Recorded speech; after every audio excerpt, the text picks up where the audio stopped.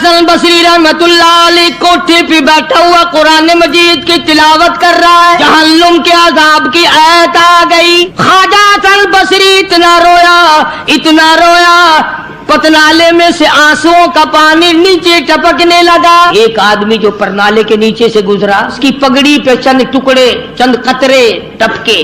اس نے کہا کون ہے؟ شرم نہیں آتی؟ میری پگڑی خراب کر دی، پلیت پانی نل پتنالے میں سے پھینکا، میرے کپڑے خراب کر دیے۔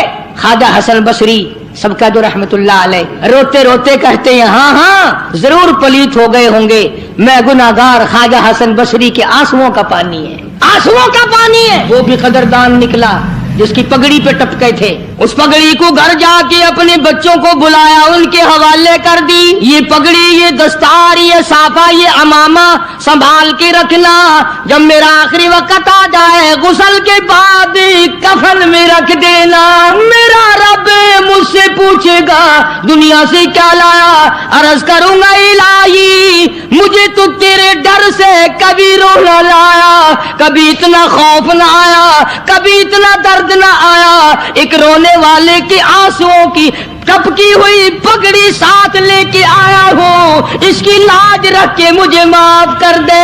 یقین والوں کی بات ہے جس کا یقین جم جائے۔ آج ہمارا قرآن پہ یقین نہیں، مصطفیٰ کریم صلی اللہ علیہ وسلم کے فرمان پہ یقین نہیں، حدیث پاک پہ یقین نہیں، پھر ہم کامیابی دنیا اور آخرت میں کیسے حاصل کر سکتے ہیں؟ فضیل بن عیاض رحمہ اللہ اپنے زمانے کے بہت بڑے بزرگ ولی کے کامل گزرے ہیں، سارا زمانہ جانتا ہے۔ فضیل بن عیاض مشہور محدث، مشہور اللہ والا، مشہور بزرگ ہے، اور حالت یہ اپنے زمانے کا سب سے بڑا ڈاکو، ولی تو بعد میں بنا نا، 99 آدمی ٹولی میں اور 100 آپ 99 غلام تھے، نیچے کے تھے، یہ سردار تھا۔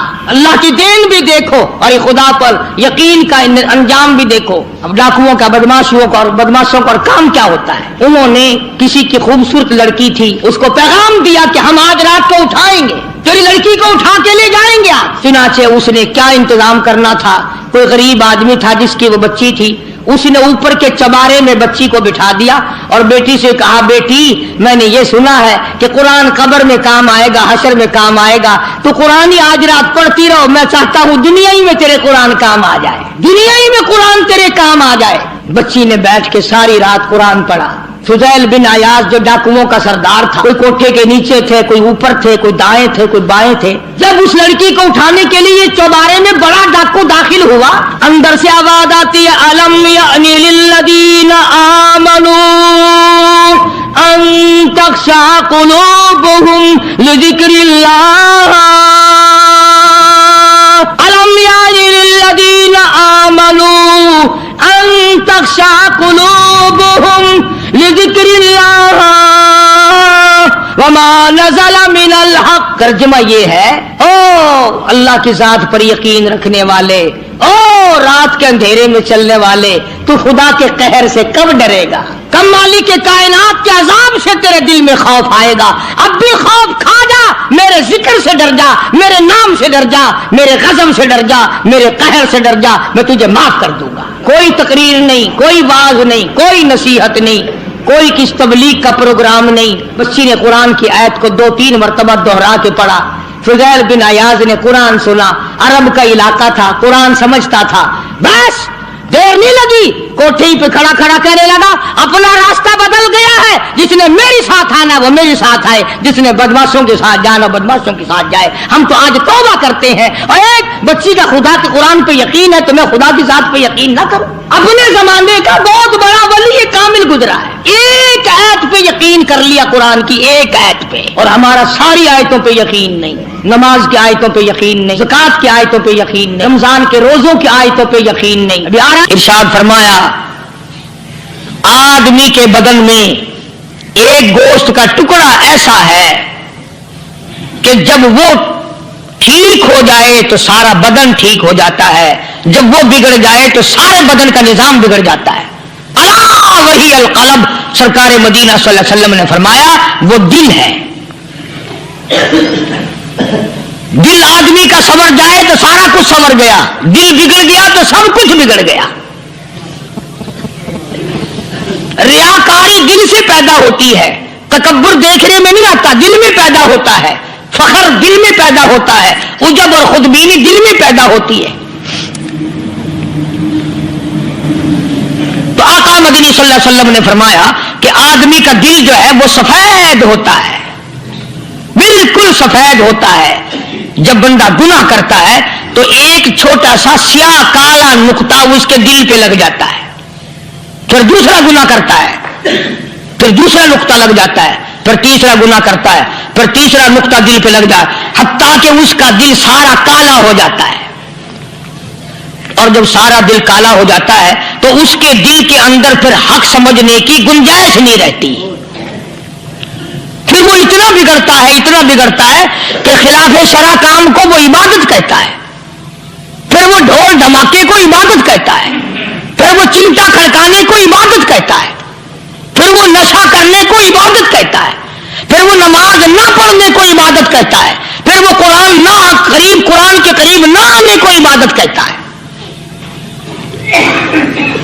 حالانکہ بزرگوں کا یہ طریقہ کار نہیں، بلکہ نفحۃ الیمن ایک عربی کورس کی کتاب ہے، درس میں پڑھائی جاتی ہے عربی مدرسوں میں۔ ہم نے جب سبق پڑھتے تھے تو ایک واقعہ پڑھا تھا کہ کسی پہاڑ کی غار میں ایک اللہ والا رہتا تھا اور اللہ اللہ کرتا تھا ہر وقت، اللہ کی طرف سے کھانا آ جاتا تھا اور وہ کھا لیا کرتا تھا۔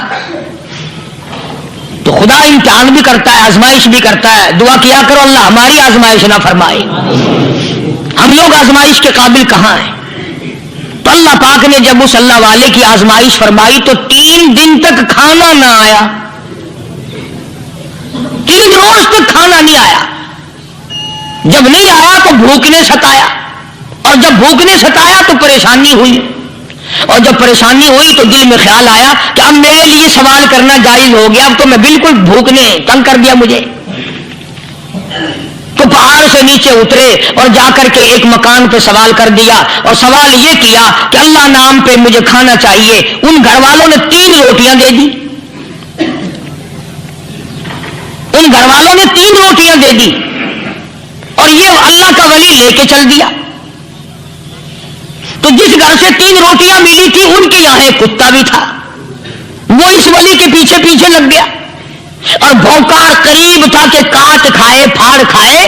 اللہ کے ولی نے سوچا کہ یہ تو بڑا ظالم کتا پیچھے لگ گیا، 1 روٹی اس کو پھینک دوں، 2 مجھے کافی ہو جائیں گی، یہ پڑا اس کی ہلنے لگ جائے گا، مشغول ہو جائے گا، میں نکل جاؤں گا۔ یہ کتاب کی بات ہے، حدیث کی نہیں۔ تو نفحۃ الیمن کتاب میں واقعہ یوں لکھا کہ کتا 1 روٹی کھا کے پھر بھاگ کے اس ولی کو مل گیا اور بہت بھونکار کاٹنے کے قریب ہوا۔ تو پھر اللہ کے ولی نے سوچا کہ یار 1 ہی روٹی کافی ہو جائے گی، یہ تو پھر ظالم پیچھے ہو گیا۔ اس نے دوسری روٹی بھی اس کو پھینک دی۔ اللہ کی شان، کتا دوسری روٹی کھا کر کے پھر ولی کے پیچھے پیچھے۔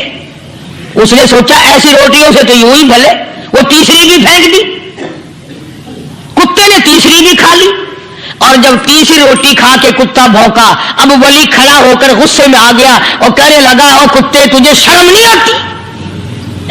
عربی کا لفظ ہے وما ظلم الحیا، اور بغیرت کمینے، تیرے مالک نے 3 روٹیاں دی تھی، جس دروازے پہ تو رہتا تینوں کھا لی پھر بھی بھونکتا ہے،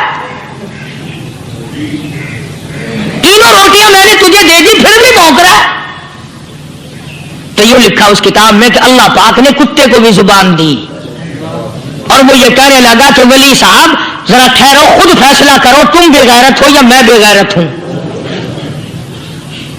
فیصلہ جناب کریں، میں کتا ہوں آپ ولی ہیں، جنت کے کھانے کھائے، ارے 3 دن نہ ملا تو آدمی کے دروازے پہ آ کے ماتھا گھسایا، جھولی پھیلائی، بھیک مانگی، مجھ سے قسم لے لو میں کتا ہوں، کئی مرتبہ 8 دن ٹکڑا نہیں ملتا، قسم لے لو اس دروازے کے سوا کبھی کسی دوسرے دروازے پہ نہیں گیا میں۔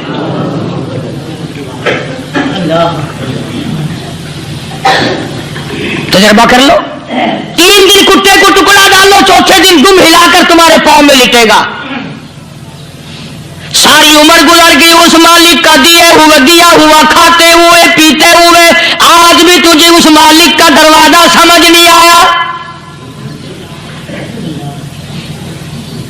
پانی وہ پلاتا والذی ہوا یطعمنی،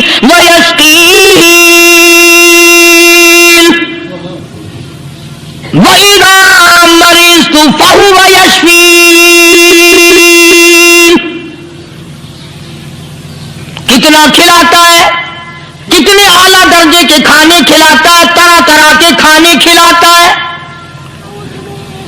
پالا اس نے, سنبھالا اس نے, زندگی اس نے دی, اولاد اس نے دی, خوبصورت بیوی اس نے دی, گھر آباد اس نے کیا. تھوڑی سی پریشانی آ گئی, اب جا کے قبر کے سامنے جھکا کھڑا ہے. اس مالک سے میرا کام نہیں چلا, وہ 4 گز زمین میں پڑنے والے, تو میری حاجت روائی کر دے.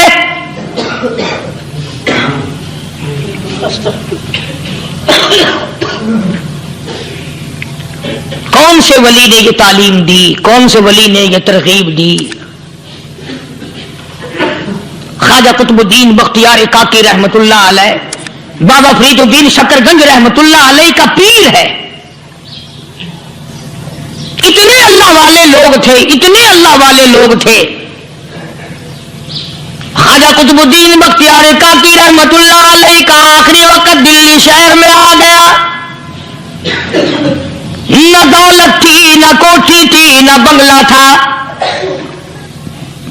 فقیری. ہائے ہائے, عجیب بادشاہت ہوتی ہے ان لوگوں کی. بادشاہ ان کے دروازوں پہ آیا کرتے تھے.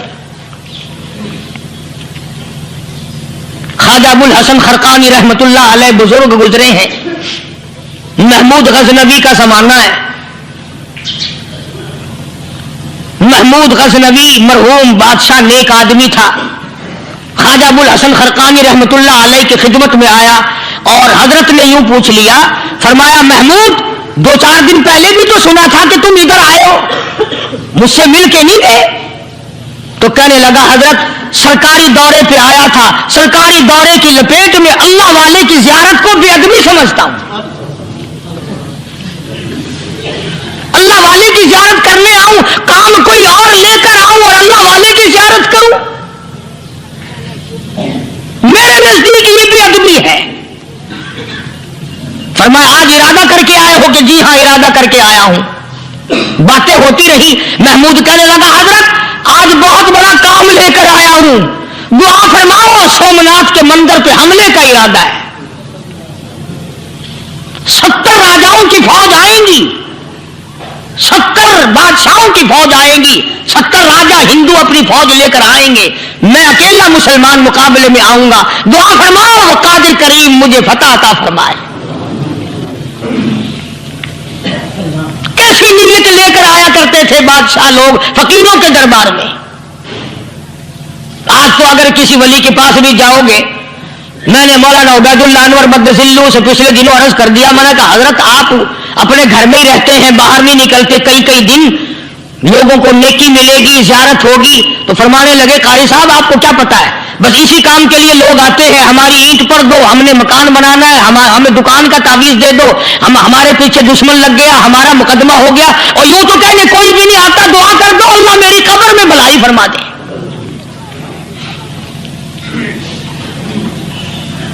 تو محمود غزنوی نے خواجہ ابو الحسن خرقانی سے درخواست کی کہ آپ دعا فرمائیں.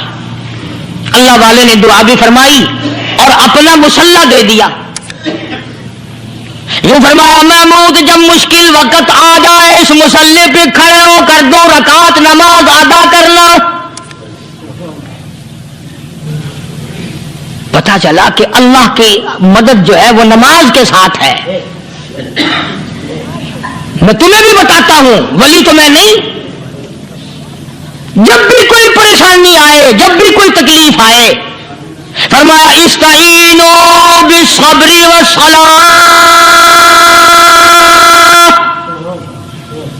نماز پڑھو انشاءاللہ آسانی ہوگی. صبر کر, نماز پڑھ. ان اللہ مع الصابرین, اللہ پاک صبر کرنے والوں کا ساتھی ہے. صبر بھی کرتا جا, نماز بھی ادا کرتا جا. جس سے تیرا بگاڑ ہے یوں بھی سوچتا جا میری طرف سے کوئی ظلم نہ ہو جائے, میں مارا جاؤں گا. مسلح ساتھ لے کر چلا گیا اور اپنی فوج کو لے کر کے سومناتھ کے مندر پہ حملہ کر دیا. مسلمان فوج بڑا سفر کر کے آئی تھی, دور سے آئی تھی, تھکی ہوئی تھی, चूर चूर थी, इतने हालात ना थे, इतने हथियार ना थे, 70 राजाओं की फौज के मुकाबले में मुसलमानों को शिकस्त हो गई। महमूद गजनवी को खबर दी गई, बादशाह शिकस्त हो गई। महमूद ने 2 रकात नमाज अदा की। और यह भी बता दूं, अल्लाह वालों का इतना अदब किया महमूद गजनवी ने कि उस मुसल्ले पे खड़े होकर नमाज नहीं पढ़ी, उसको सर के ऊपर रख के नमाज पढ़ी। मुसल्ला अल्लाह वाले का सर पे रख लिया और नमाज पढ़ी खुदा के हुजूर में, और फिर सर सजदे में रख दिया। मेरे परवरदिगार बेनियाज खालिक व मालिक, मैं गुनाहगार सही, मैं स्याकार सही, मैं तेरा बंदा हूं। और मेरे मौला, मुकाबला कुफर से है, हक परस्तों की न की, तूने घर दिल जोई नहीं, ताना देंगे बुत के मुस्लिम का खुदा कोई नहीं। और मेरे परवरदिगार, आज मुझे जलील ना कर, आज मेरी शिकस्त ना कर, आज मुसलमानों को शिकस्त ना दे। और बेनियाज परवरदिगार, काफिर कहेंगे इनका खुदा कहां गया। बस महमूद गजनवी ने अल्लाह के हुजूर में नमाज अदा की और दामन फैलाया और सर सजदे में रखा। वो इत्तला मिली कि शिकस्त फतह में बदल गई। चुनांचे जुम्मे का खुतबा महमूद गजनवी ने सोमनाथ के मंदिर के अंदर दिया। इस कदर अल्लाह वालों को दिलचस्पी थी इन मामलात से कि कौम के लिए भलाई हो, मुल्क के लिए भलाई हो, अवाम के लिए आखिरत की दुनिया की भलाई मकसूद थी। ख्वाजा कुतुबुद्दीन बख्तियार काकी रहमतुल्लाह अलैह दिल्ली शहर में रहते हैं। बादशाहों का जमाना है। अल्लाह अल्लाह, क्या अजीब लोग थे। आज तो अच्छे भले दीनदार तबका नमाज पढ़ाने वालों को नमाज के, गुस्ल के, वुजू के मसाइल मालूम नहीं। दोस्तों, ऐसा वक्त था, ऐसा वक्त था, सुल्तान सलाहुद्दीन खिलजी रहमतुल्लाह अलैह को बादशाह होकर अरबी की बहुत बड़ी 4 जिल्दों में किताब है हिदाया। हिदाया बादशाह सलाहुद्दीन खिलजी को जुबान नहीं आता। इतनी बड़ी अजीम किताब जुबान नहीं आती। वो बादशाह भी हुआ करते थे और वली भी होते थे। सुल्तान आलमगीर रहमतुल्लाह अलैह बहुत बड़ा बादशाह होकर, औरंगजेब है, आलमगीर है, इतना बड़ा अजीम बादशाह, मगर हुजूर करीम सल्लल्लाहु अलैहि वसल्लम की 5000 हदीसें पाक इस बादशाह को जुबान नहीं आती। और कुरान का हाफिज था, कुरान का कारी था, कुरान का आलिम था, कुरान का मुफस्सिर था, वली भी था, बादशाह भी था, अल्लाह वाला भी था। और इतना खौफ था दिल में, मैं तुम्हें क्या बताऊं। अल्लाह अकबर, बादशाह होकर के कपड़ा खरीदा, मजदूरी करके कपड़ा खरीदा बादशाह ने, और कपड़ा खरीद कर उसकी टोपियां अपने हाथों से सी। आलमगीर रहमतुल्लाह अलैह ने उसकी टोपियां अपने हाथों से सी और चांदनी चौक दिल्ली में खड़े होकर फरोख्त की, बेची। 6-7 रुपए जमा करके एक थैली में बंद करके ऊपर लिखा, आलमगीर का कफन इन पैसों से खरीदा जाए। कभी हमने भी सोचा, जो रिश्वत मारने वाला आदमी है, बताओ उसके लिए कफन कहां से अच्छे पैसे तलाश करके लाया जाएगा। रिश्वत का ही कफन मिलेगा ना।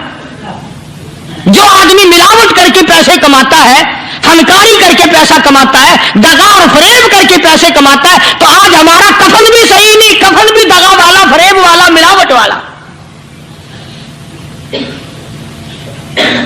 बल्कि तुम तो कहते हो कि आजकल खाने के लिए खालिस कुछ नहीं मिलता। मैं कहता हूं मैयत को गुस्ल देने के लिए पानी खालिस नहीं मिलता। ये जो हम मोटरें नलके लगाते हैं, ये पैसे कौन से हमारे खालिस हैं? जो साबुन मैयत को मल रही है, कौन से पैसों का खरीदा हुआ है? जो खुशबू मैयत को लग रही है, कौन से पैसों की खरीदी हुई है? जो कफन पड़ रहा है, वो कैसे पैसों का कफन है? اور میں آگے بڑھ کر کے کہتا ہوں جو کندھوں پہ اٹھائے جا رہے ہیں وہ کون سے کتب ہیں، کون سے ابدال ہیں؟ جس نے میت کو غسل دیا ہے کبھی معلوم کیا کہ وہ کتنا بڑا نیک آدمی ہے؟ یہ تو ہمارے آخری وقت کا حال ہے، اور اس طرف کسی کا دھیان نہیں، سوچ نہیں، وچار نہیں، قطعی طور پر اندھے ہو جاتے ہیں۔ او میاں ٹھیک ہے جو کچھ ہو رہا ہے۔ اچھا ایک بات عرض کروں، اللہ تبارک و تعالیٰ کے یہاں جب ہم جائیں گے، اگر اور سارے معاملات کو چھوڑ دو، اللہ پاک یہی پوچھ لے کہ میاں یہ کفن جو پہن کے آیا یہ کیسا ہے؟ یہ جو کفن پہن کے آیا یہ کیسا؟ ہم کیا جواب دیں گے؟ بادشاہ عالمگیر رحمت اللہ علیہ نے تھیلی پہ لکھ کر کے بند کر کے رکھ دیا، جب میرا انتقال ہو جائے، میری موت آ جائے، جب میں دنیا سے رخصت ہو جاؤں، جب میں دنیا سے چلا جاؤں، میرا آخری لباس جو میں نے ساتھ لے کے جانا ہے وہ شادی کے جوڑے دنیا تیار کرتی ہے، سفر کے جوڑے دنیا تیار کرتی ہے، غیر ملکوں میں جانے کے لباس دنیا تیار کرتی ہے، ادھر ادھر جانے کے لیے، تقریبوں میں جانے کے لیے جوڑے لباس پوشاک دنیا تیار کرتی ہے۔ اور میں کہتا ہوں لوگوں، قبر کی پوشاک ہم کب تیار کریں گے؟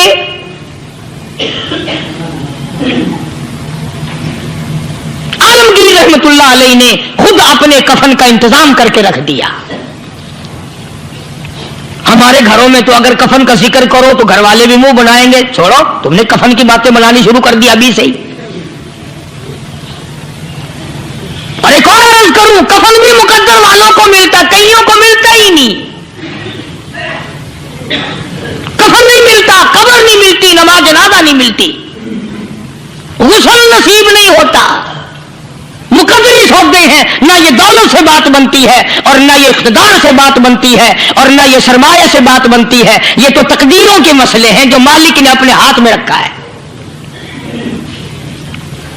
جناب رسول کریم سب کہہ دو صلی اللہ علیہ وسلم کے سگے چچا، اللہ غنی جنگ احد ہے، امام الانبیاء محبوب کبریا حضرت محمد مصطفیٰ صلی اللہ تعالی علیہ وسلم کو خبر دی گئی آپ کی حالت بھی زخمی ہے، آپ کا چہرہ انور زخمی ہو گیا، آپ کے چہرے میں خود جو سر پہ اور رکھا تھا اس کے ہلکے کڑیاں چہرے انور کے اندر چلی گئی، نکلتی نہیں، نکالنا چاہتے ہیں، نکلتی نہیں، نکالنے کی کوشش کرتے ہیں۔ ابو عبیدہ بن جراح رضی اللہ تعالیٰ عنہ نے دانتوں میں پکڑ کر وہ ہلکا زنجیر والا کھینچ لیا۔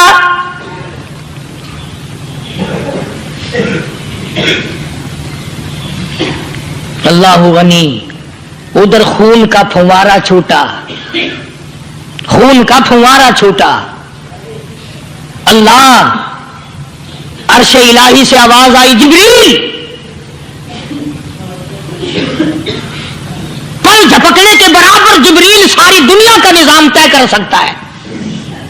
توجہ، اللہ نے آواز دی، جبریل، عرض کیا حضور، فرمایا یاد رکھ اگر میرے محبوب کا خون زمین پہ گر گیا تو پھر تو جبریل کا آئے گا۔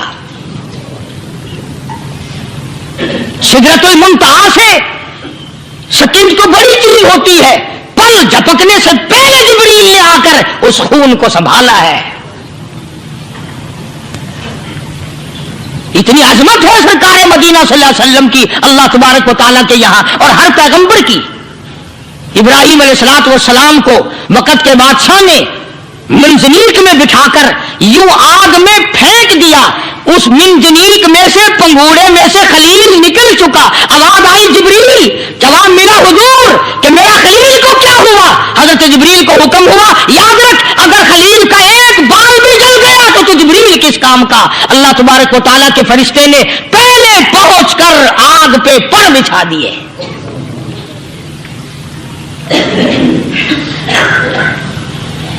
یوسف علیہ السلام کو بھائیوں نے کنویں میں پھینکا۔ اب بتاؤ کنواں کوئی 100-200 گز یا 100-200 میل تو لمبا نہیں ہوتا۔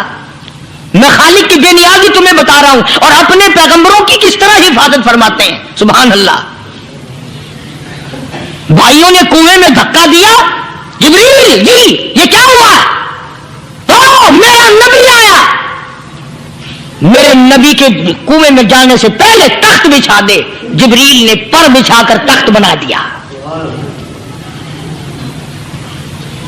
वो तो यूं बचाता है, वो तो यूं संभालता है।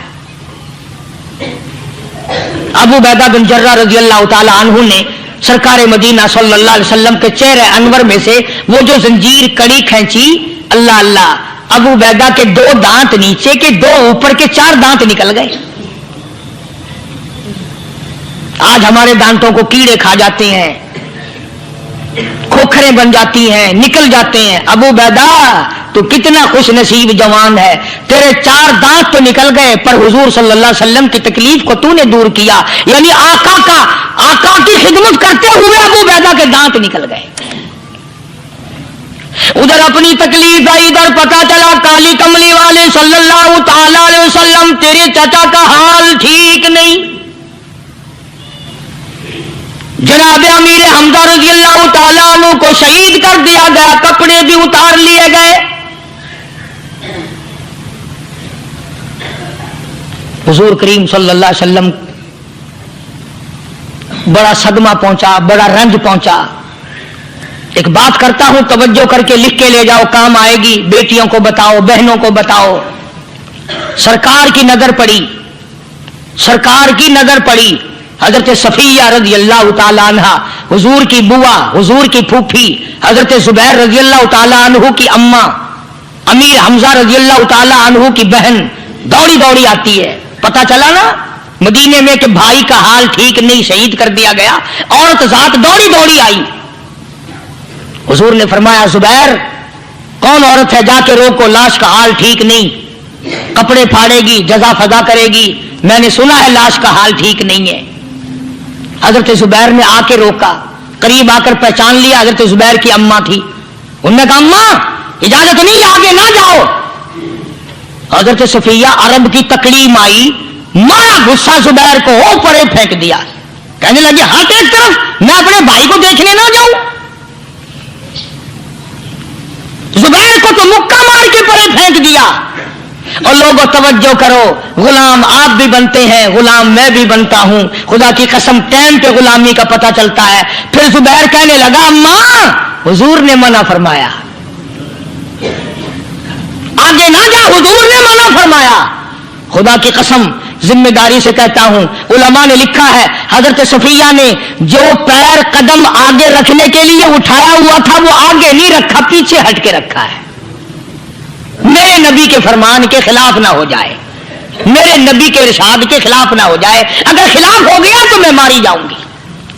और वही रुक गई, कहने लगी, आओ जुबैर बेटे जाओ, मेरे महबूब सरकार मदीना सल्लल्लाहु ताला अलैहि वसल्लम से जाके कहो मैंने लाश का हाल सुन लिया है, मुझे सब कुछ पता चल गया है। जाके कहो बेशक मैं औरत हूं लेकिन घबराऊंगी नहीं। जब से मैंने तेरा कलमा पढ़ा है मैंने सब्र करना भी सीख लिया है।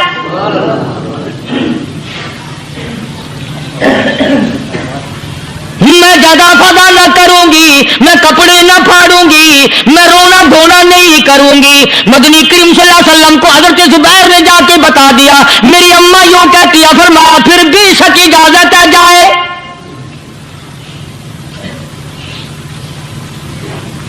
आज की कोई माई होती इतना हाल देखकर भाई का ना जाने हार्ट फेल हो जाता।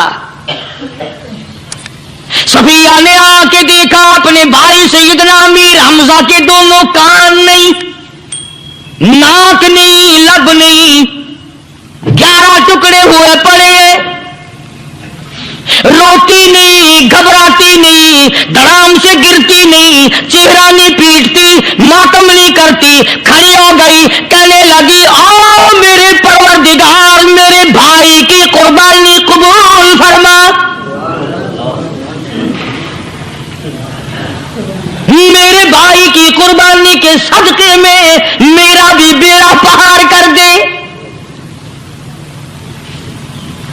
और खबर तो मिल गई थी ना कि कपड़े भी उतार कर ले गए, बगल में से 2 चादरें निकाली हैं,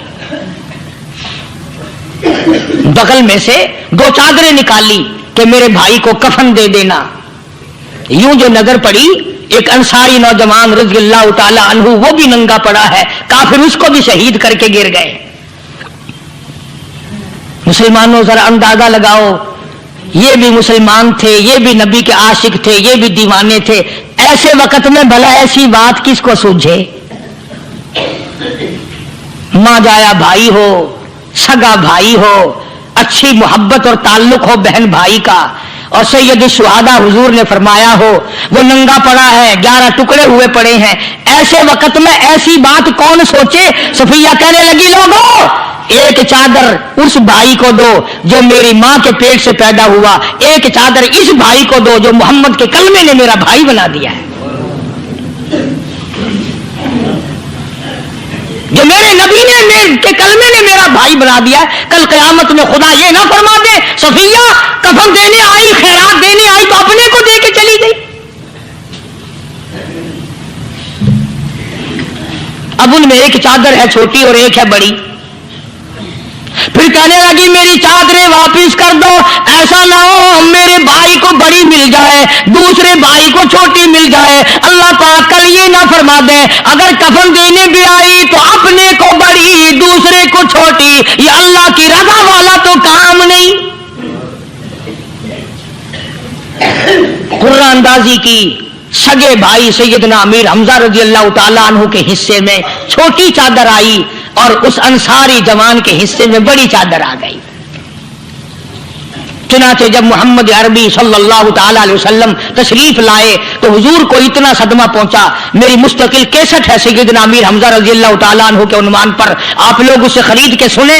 तुम भी कहते हो कि हमने इस्लाम की बड़ी खिदमत की, हमने कुरान की बड़ी खिदमत की, हमने उलमा और तालिब इल्मों की बड़ी खिदमत की, हमने मस्जिद और मदरसों की बड़ी खिदमत की। मैं ये कहता हूं आओ देखो तो सही कि इन हजरात ने कहां तक कुर्बानियां दी हैं।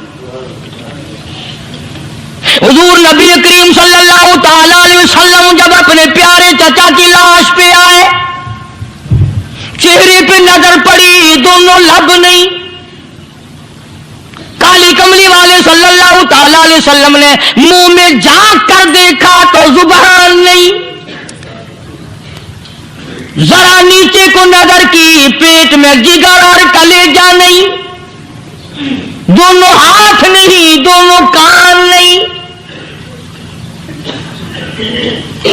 यह हाल देखकर हुजूर सल्लल्लाहु अलैहि वसल्लम को चक्कर आ गया, जमीन पे तशरीफ फरमा हो गए। और फिर बल्कि यहां तक लिखा है कि आपने यूं फरमाया, और मेरे मालिक अगर सफिया माई मेरी बुआ फूफी यहां ना होती तो मैं ये टुकड़े भी ना उठाता। अगर तू यूं ही राजी है तो मैं भी यूं ही राजी हूं। और फिर जब उन टुकड़ों को जोड़ा गया तो सहाबा ने अर्ज किया, या रसूलल्लाह सल्लल्लाहु ताला अलैहि वसल्लम, अमीर हमजा कद्दावर आदमी था, लंबा तकड़ा बहादुर आदमी था। हालत यह है चादर छोटी है भी एक ही, अगर सर नापते हैं तो पैर खुल जाते हैं, पैर नापते हैं तो सर खुल जाता है। हुजूर ने फरमाया सर को छुपा दो, पैरों पे मेरे चचा के दरख्तों के पत्ते डाल दो।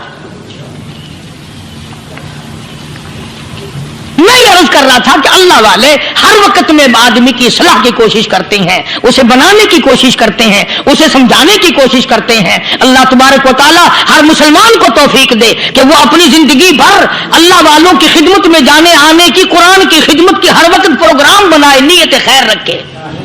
क्यों? इसलिए इसी को कहता है कि लिए फिरती है बुलबुल चोंच में गुल, लिए फिरती है बुलबुल चोंच में गुल, और ढूंढती है शहीद नाज की तुरबत कहाँ है। तलाश करते हैं जानवर परिंदे कहां पर अल्लाह की रहमत बरस रही है। बड़े से बड़ी मुसीबत आई, इस्लाम का सौदा नहीं, ईमान का सौदा नहीं, दुनिया की तरफ आए ही नहीं। कौन इन हजरात का मुकाबला करेगा? कई लोग कह देते हैं जी सहाबा इंसान थे, उनसे भी गलती हो। मैं ठीक है, मैं कहता हूं थे तो इंसान, पर ये देखो शागिर्द किसके हैं। सहाबा है तो इंसान, पर ये अंदाजा लगाओ मुरीद किसके हैं। सहाबा है तो इंसान, पर ये सोचो कि ये मुक्तदी किसके हैं। सहाबा है तो इंसान, पर ये देखो सफाई सहाबा अगर सिपाही है तो काली कमली वाला कमांडर इन चीफ है। براہ راست محمد عربی صلی اللہ علیہ وسلم کے صحابہ شاگرد ہیں، صحابہ حضور کے مرید ہیں، صحابہ حضور کے مقتدی ہیں، صحابہ حضور کی فوج کے سپاہی ہیں۔ ایک ایک نے کمال کر دیا۔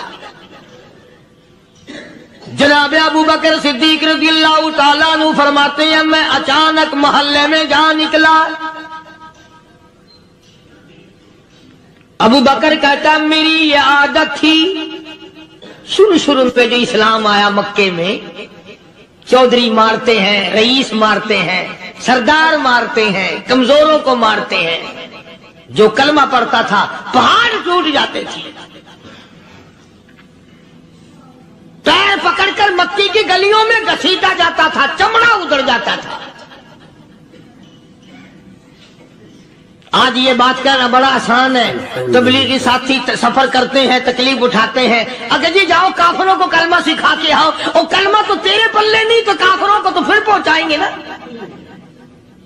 80 سال کی عمر ہے، کلمہ صحیح نہیں آتا،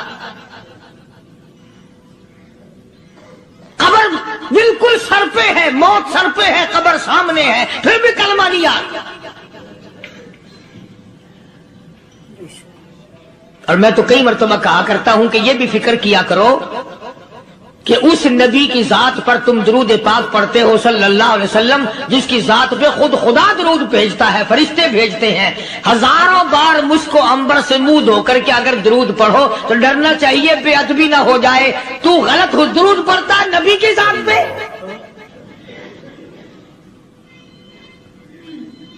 اور اس کو صحیح کرنے کا فکر نہیں رکھتا۔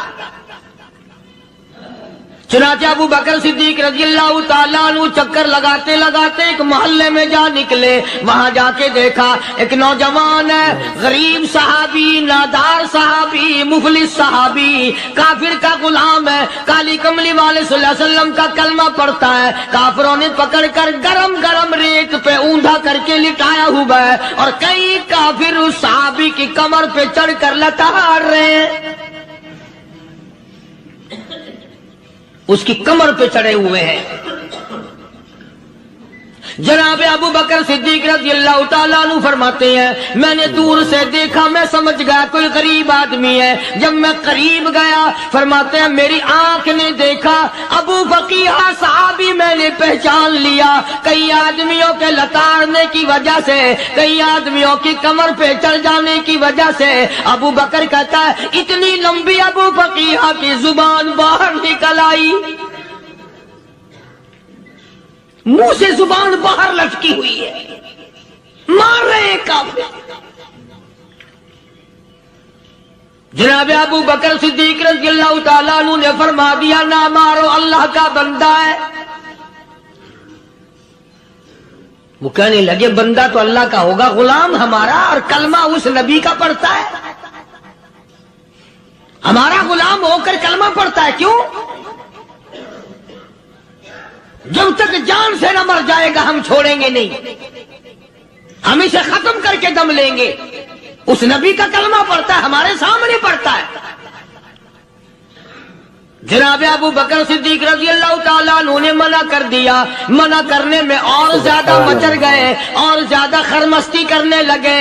ابو بکر فرماتے ہیں میں بالکل قریب کھڑا تھا، ظالموں نے ابو فقیہ کی پسلیوں پہ، کمر پہ چھلانگیں لگانی شروع کر دی۔ جناب صدیق اکبر رضی اللہ تعالیٰ عنہ فرماتے ہیں میں بالکل قریب کھڑا تھا، جب انہوں نے چھلانگیں لگائیں صحابی بے نوا اور مفلس غریب صحابی کی کمر پہ، اچانک میرے کانوں میں کڑاک کڑاک کر کے پسلیاں ٹوٹنے کی آواز آنے لگی۔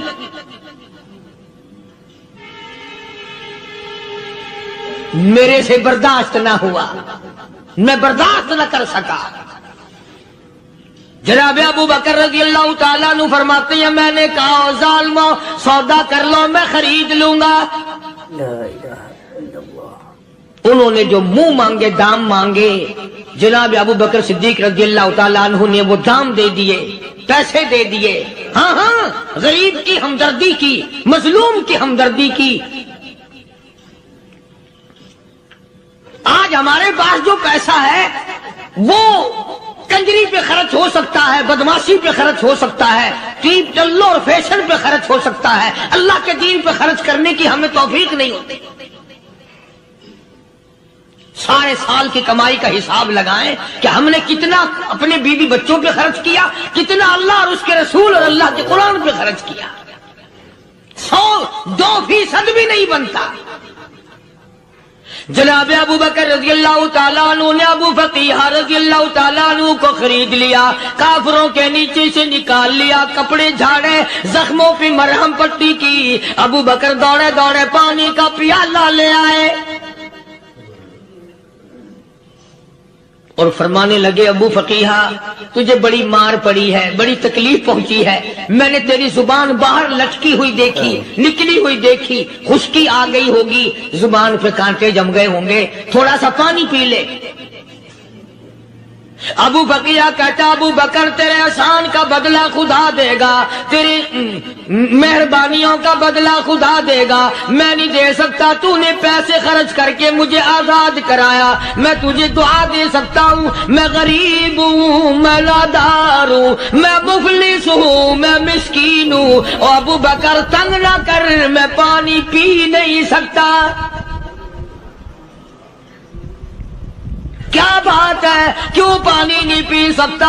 کہنے لگا، ابو بکر تجھے کیا معلوم ہے، جن کی وجہ سے میری پسلیاں توڑ دی گئی، جن کی وجہ سے مجھے مارا گیا، جن کی وجہ سے مجھے لتاڑا گیا، جن کی وجہ سے میری پسلیاں توڑی گئی، جن کی وجہ سے میرا یہ حال کیا گیا، جب تک میں آقا کا دیدار نہ کر لوں میں پانی کی بوند پی نہیں سکتا۔ مجھے پہلے شربت دیدار پینا ہے، میں نے سرکار مدینہ صلی اللہ علیہ وسلم کی زیارت پہلے کروں گا، پانی بعد میں پیوں گا۔ او ابو فقیہ تجھے تو بڑی سخت مار پڑی ہے، تجھے تو بڑی تکلیف پہنچائی گئی ہے، میں تجھے حضور کے دربار میں لے کے چلوں گا، تو پانی تو پی لے۔ کہتا، کوئی مجنوں بتاتا ہے، کوئی کہتا ہے دیوانہ، کوئی مجنوں بتاتا ہے، کوئی کہتا ہے دیوانہ، یہ تو مرض عشق احمد کا ہوا بیمار میں بھی ہوں۔ اور ابو بکر تجھے کیا معلوم ہے، مجھے عشق لگا ہوا ہے، مجھے سوز و گداز لگی ہوئی ہے، میں اپنے دل میں کسی کو بسائے بیٹھا ہوں، جب تک اس آقا کا دیدار نہ کر لوں مجھے چین نہیں آئے گا۔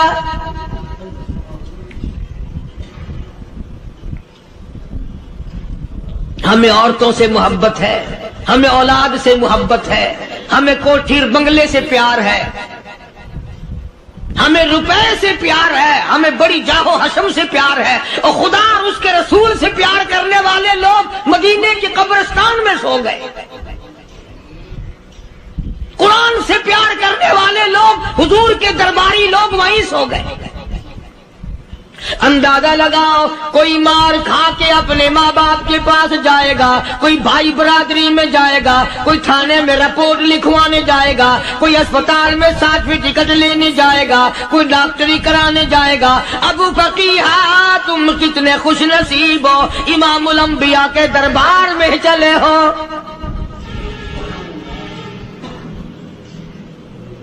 حضور اکرم سب کہہ دو صلی اللہ علیہ وسلم کے دربار میں ابو فقیہ کو لایا جا رہا ہے۔ علماء نے لکھا ہے کہ جب ابو فقیہ حضرت کے دربار میں پہنچے تو خبر تو پہلے تھی نا کہ بڑی مار پڑی ہے، رحمت کائنات نے اٹھ کر سینے سے لگا لیا، تشریف فرما ہوئے،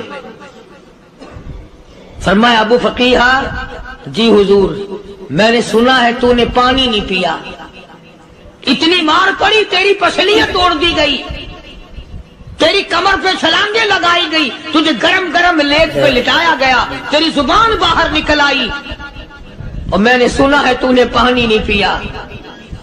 کہتا ہے آقا ہاں نہیں پیا۔ فرمایا کیوں نہیں پیا؟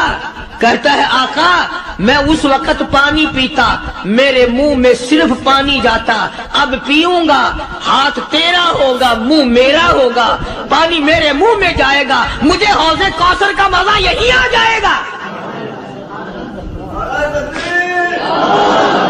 مجھے لطف آئے گا محمد عربی صلی اللہ علیہ وسلم کے ہاتھ سے پانی پینے کا۔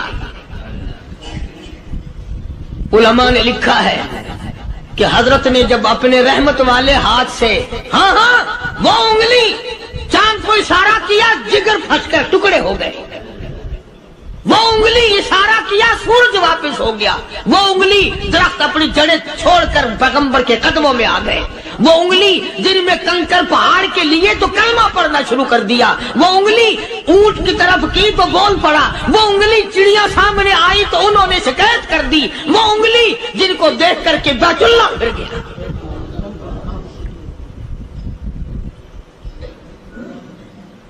مدنی کریم صلی اللہ علیہ وسلم نے یوں پانی کا پیالہ اٹھایا، ابو فقیہ نے پیالہ پکڑنے کے لیے یوں آگے کو ہاتھ کیا، فرمایا اب وہی بات ہوگی، ہاتھ میرا ہوگا منہ تیرا ہوگا، میں اپنے ہاتھ سے پلاؤں گا۔